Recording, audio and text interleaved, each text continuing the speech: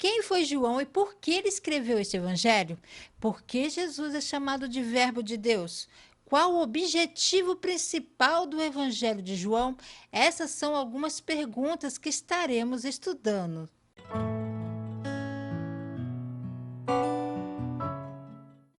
A paz do Senhor, povo lindo de Deus, para você que é novo por aqui, eu sou a diaconisa Tânia Anjos, sou professora e superintendente de escola bíblica dominical.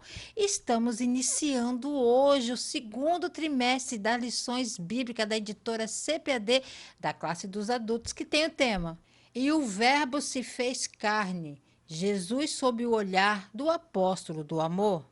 O comentarista é o pastor Elienay Cabral. Ele atua como consultor doutrinário e teológico da CGADB e da CPAD. E, além de conferencista, ele é autor com várias obras editadas pela editora.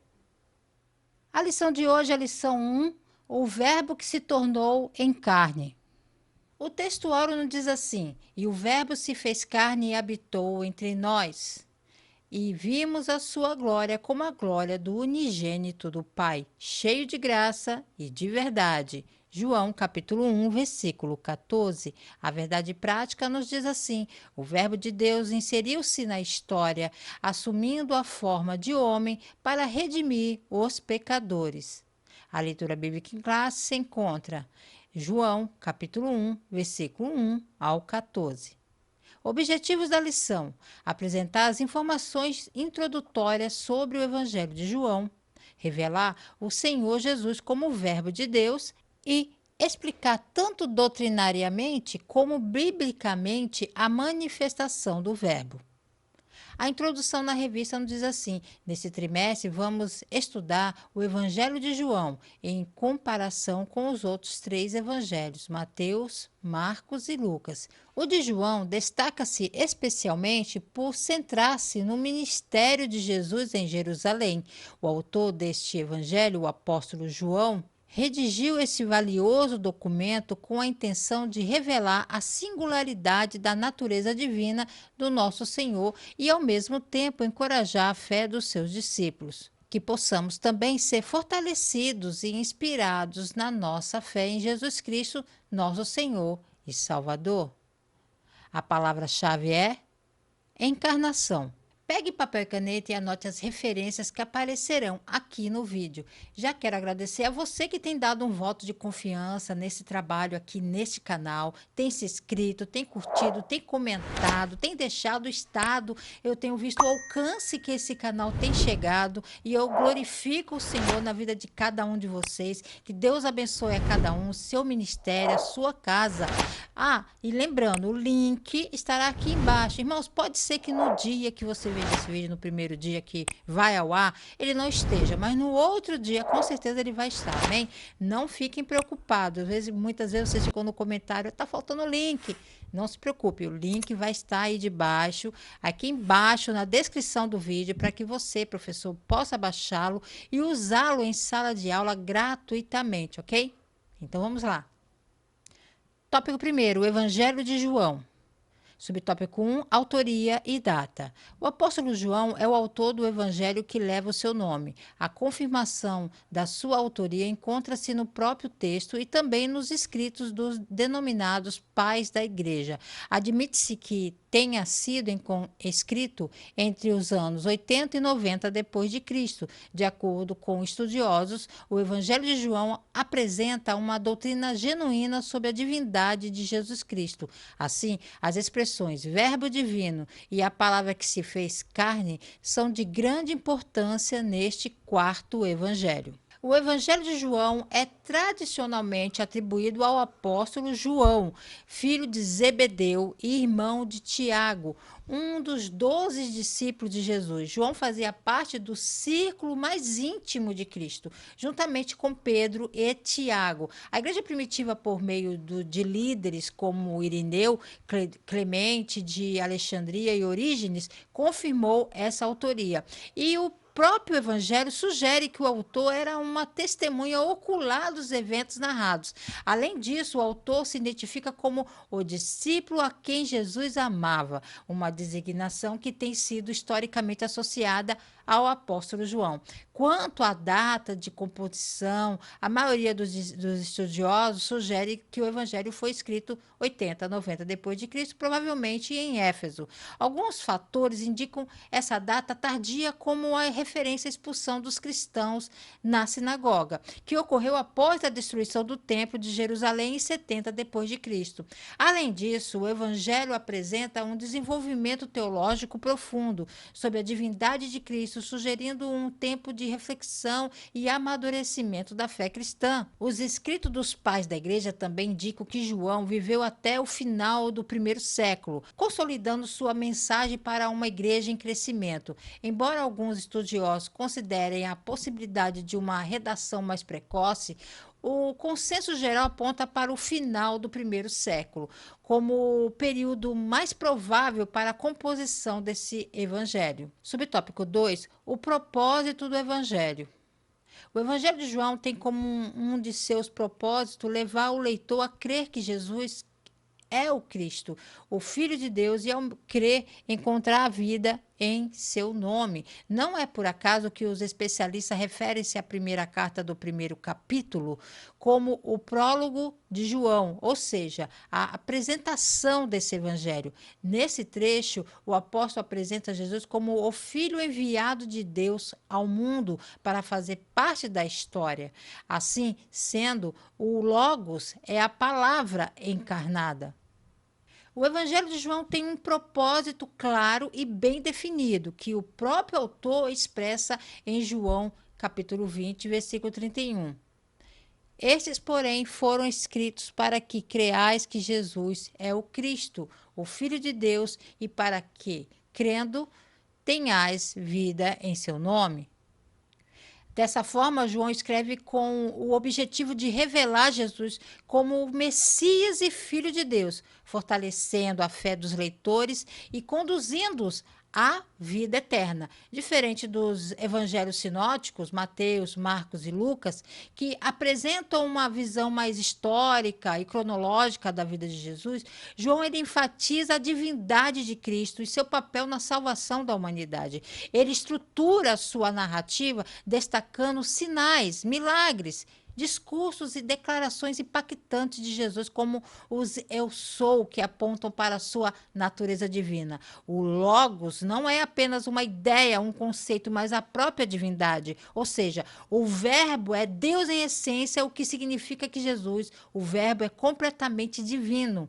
Além disso, o Evangelho é um chamado à fé pessoal em Cristo, tanto para judeus quanto para gentios. Ele apresenta Jesus como a luz do mundo, a água viva e o caminho para Deus, deixando claro que a salvação só é possível por meio dele. Assim, João escreveu não apenas para registrar os eventos da vida de Cristo, mas para levar seus leitores a um relacionamento verdadeiro e transformador com ele.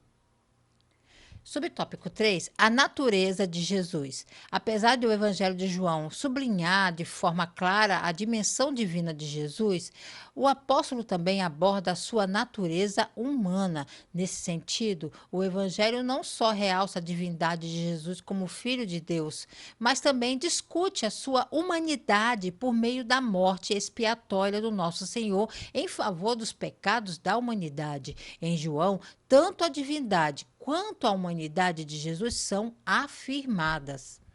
O Evangelho de João enfatiza tanto a divindade quanto a humanidade de Jesus. Desde o início, João apresenta Cristo como o Verbo eterno, Deus encarnado, mas também destaca que ele se tornou completamente humano, sujeito ao sofrimento e à morte.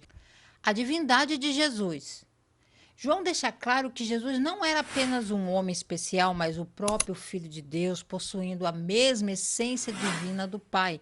Algumas das principais evidências da sua divindade incluem os 7 eu sou, no quais Jesus se identifica como Deus, os milagres que demonstram seu poder sobre a natureza, a doença e até a morte. A afirmação direta que ele diz: eu e o Pai somos um. A humanidade de Jesus e sua morte expiatória. Mesmo sendo Deus, Jesus também era plenamente humano. João enfatiza isso ao mostrar que ele sentiu sede, se cansou, chorou, sentiu angústia e sofrimento na cruz. A maior prova de sua humanidade é sua morte expiatória. João mostra que a cruz não foi um acidente, mas parte do plano de Deus para salvar a humanidade. Jesus veio para dar sua vida pelos pecados do mundo. E na cruz, ele declarou: está consumado, confirmado que sua missão redentora estava cumprida. O Evangelho de João não nos permite separar a divindade e a humanidade de Jesus. Ele é o Deus eterno que se tornou homem para morrer pelos pecados da humanidade. Sua morte não foi apenas um evento trágico, mas a obra de salvação que oferece vida eterna a todos que creem nele.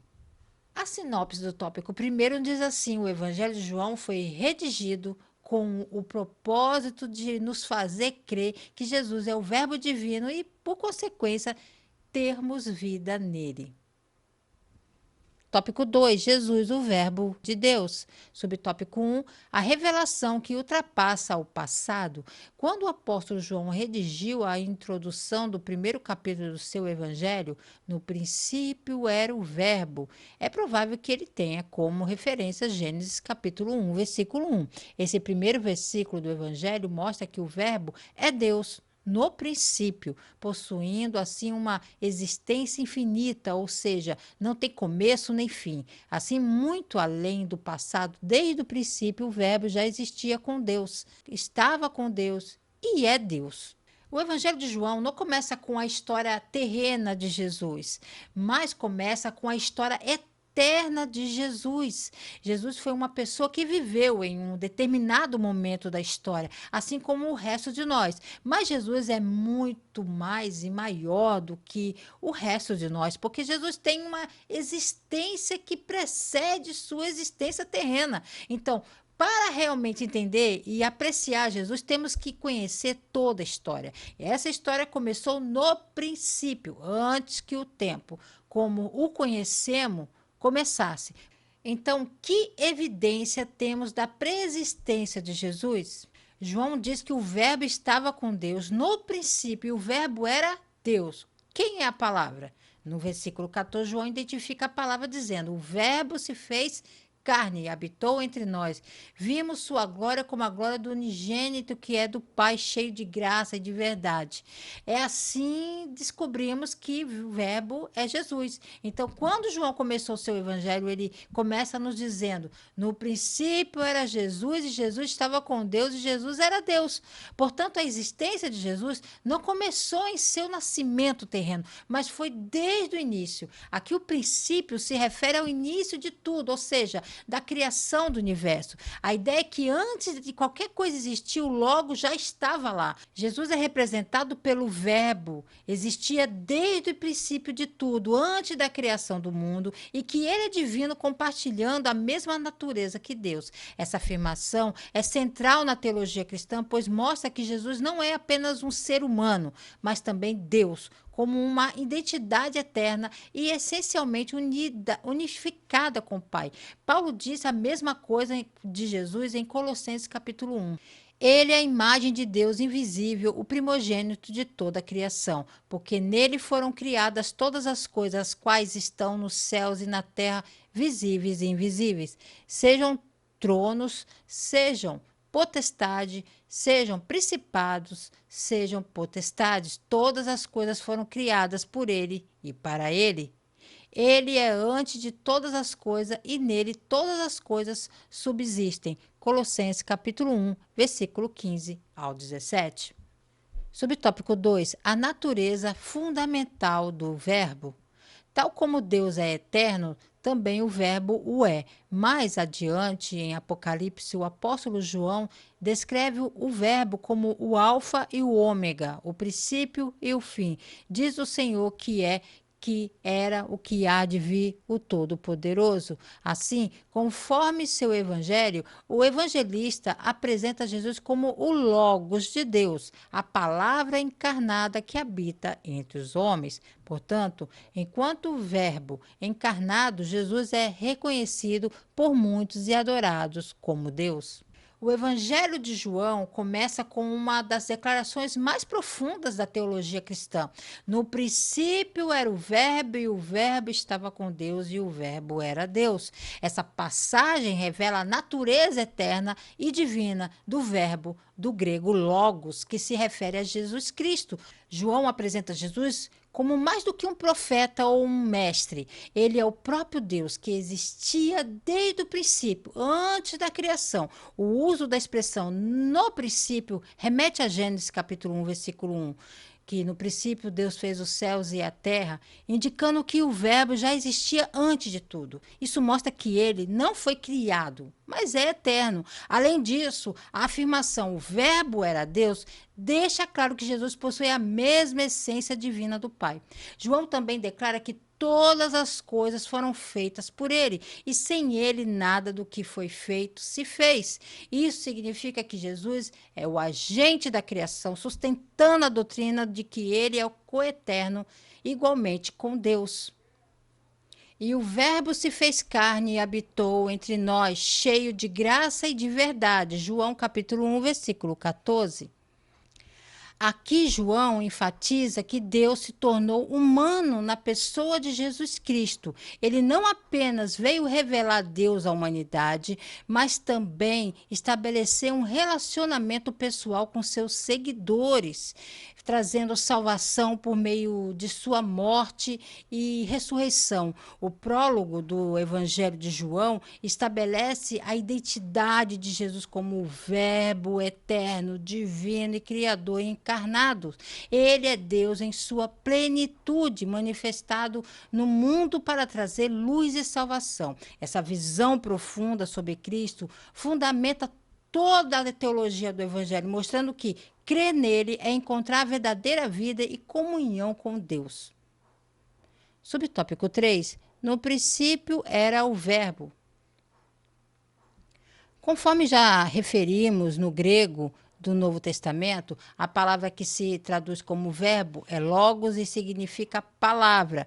O conceito de logos traz consigo a noção de expressão tanto da razão quanto da linguagem. Nesse sentido, a forma mais adequada de compreender esse termo relaciona-se com as maneiras pelas quais Deus se manifesta ao ser humano. Assim, o conceito mais apropriado para logos encontra-se em Jesus, que representa a expressão da divindade, a revelação de Deus. O conceito logos no Evangelho de João tem um significado profundo e multifacetado, enraizado tanto na filosofia grega quanto na tradição judaica. Significado de logos no contexto grego e judaico. No pensamento grego, logos era um termo filosófico usado por Heráclito e posteriormente pelos estoicos e por Filon de Alexandria. Ele representava a razão divina que governa o universo, uma espécie de princípio organizador do cosmos. Era visto como a ponte entre o mundo material e a ordem racional do universo. No pensamento judaico, especialmente na tradição do Antigo Testamento, a palavra dabar, em hebraico, era o meio pelo qual Deus se manifestava e agia. Por exemplo, na criação, Deus trouxe todas as coisas à existência por meio de sua palavra. E disse Deus: haja luz. Além disso, a palavra de Deus era associada à sua revelação e à sua vontade expressa na lei e nos profetas. Jesus como o Logos, a expressão suprema de Deus. João une esses dois conceitos e aplica diretamente a Jesus. No princípio era o Verbo, Logos, e o Verbo estava com Deus e o Verbo era Deus. Aqui João afirma que Jesus não é apenas um intermediário ou um conceito abstrato, mas a própria manifestação de Deus em forma humana. Em outras palavras, Jesus não apenas comunica a mensagem de Deus, ele é a mensagem viva, a expressão máxima de quem Deus é. Além disso, João escreve em João capítulo 1, versículo 14, que o Verbo se fez carne e habitou entre nós, cheio de graça e de verdade, que isso significa que Jesus é a encarnação do Logos divino. Ele traz a revelação completa de Deus ao mundo. Antes, Deus falava por meio de profetas e sinais. Agora, ele se manifesta plenamente em Cristo, que é a palavra viva de Deus.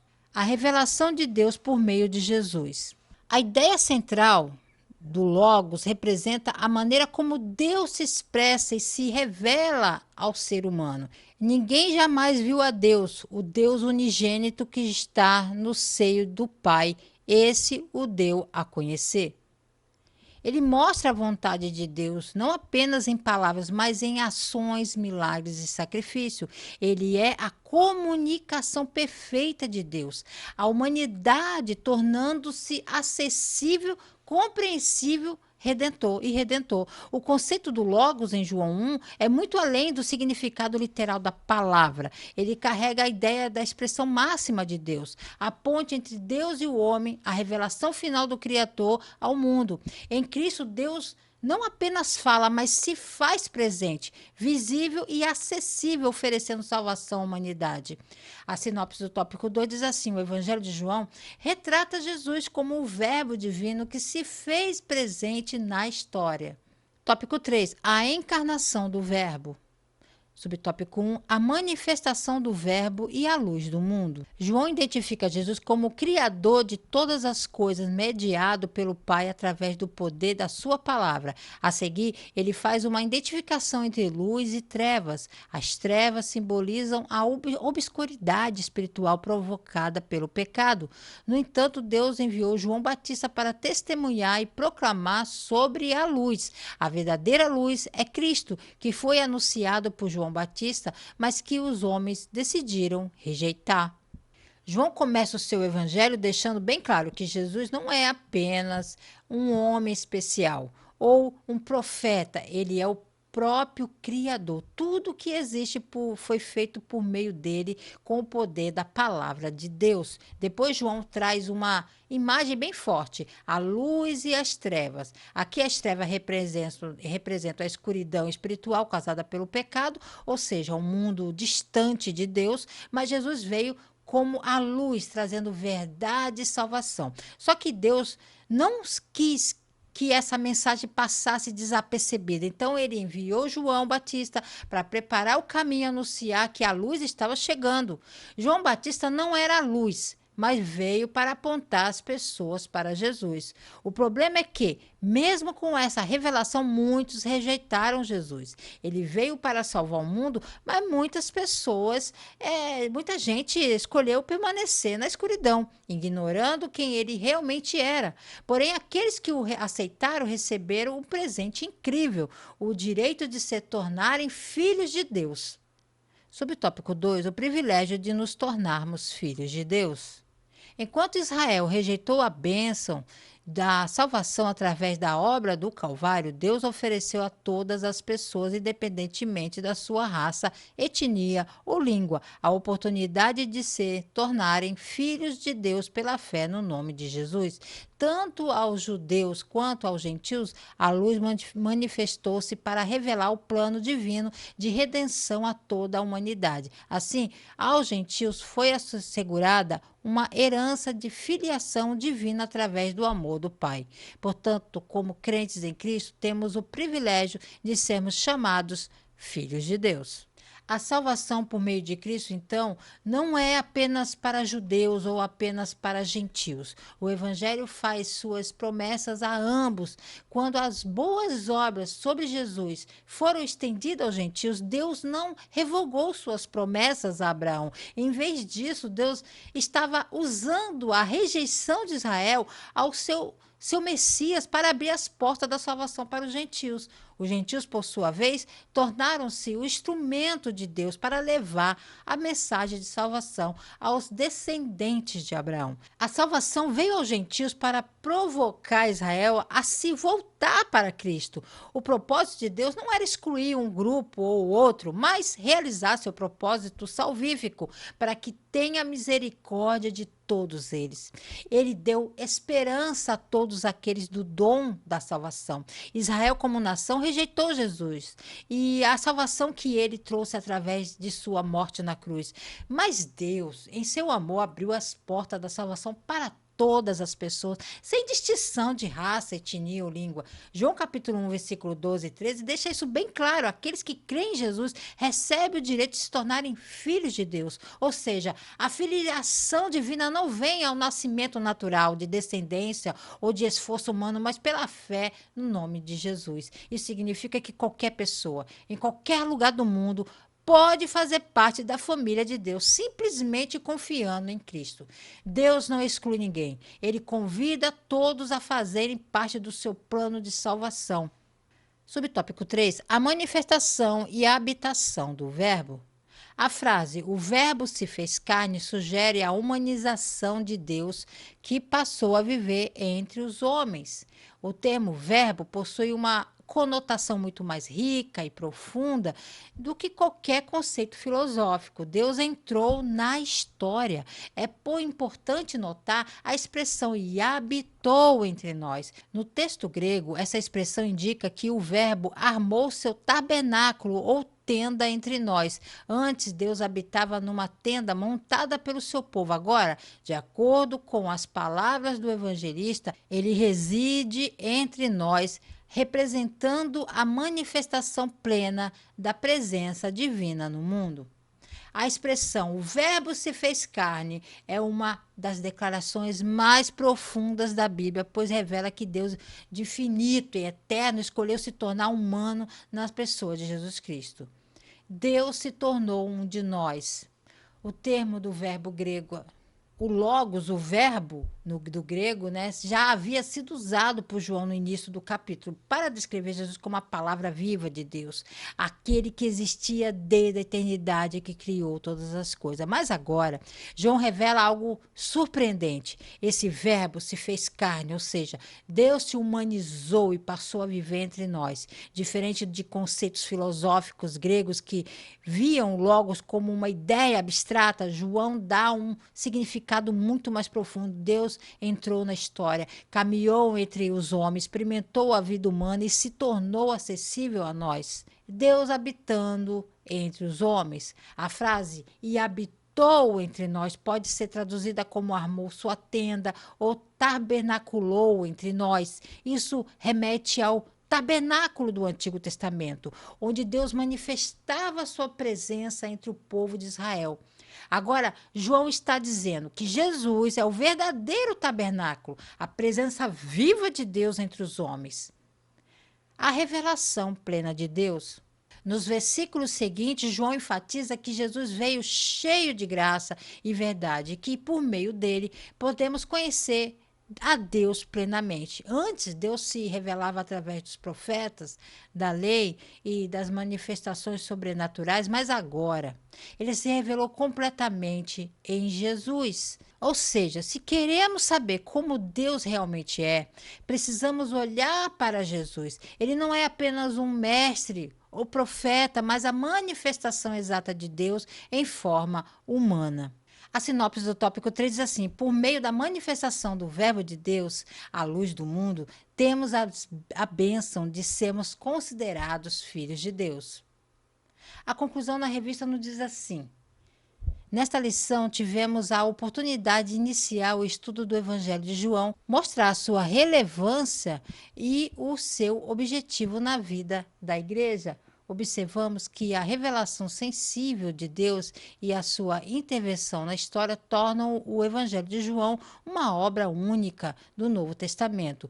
Em João, entendemos que a encarnação do Verbo trouxe luz plena àqueles que crescem. Assim, através da fé em Jesus, somos denominados e feitos filhos de Deus.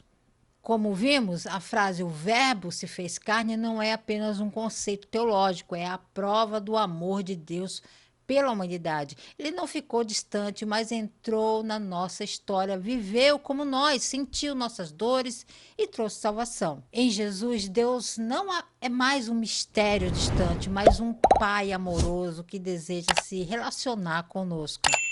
Deus abençoe você, a sua casa, a sua família, querendo o Senhor, se Ele não voltar. Estarei de volta aqui a mais um Resumo EBD. A paz do Senhor a todos.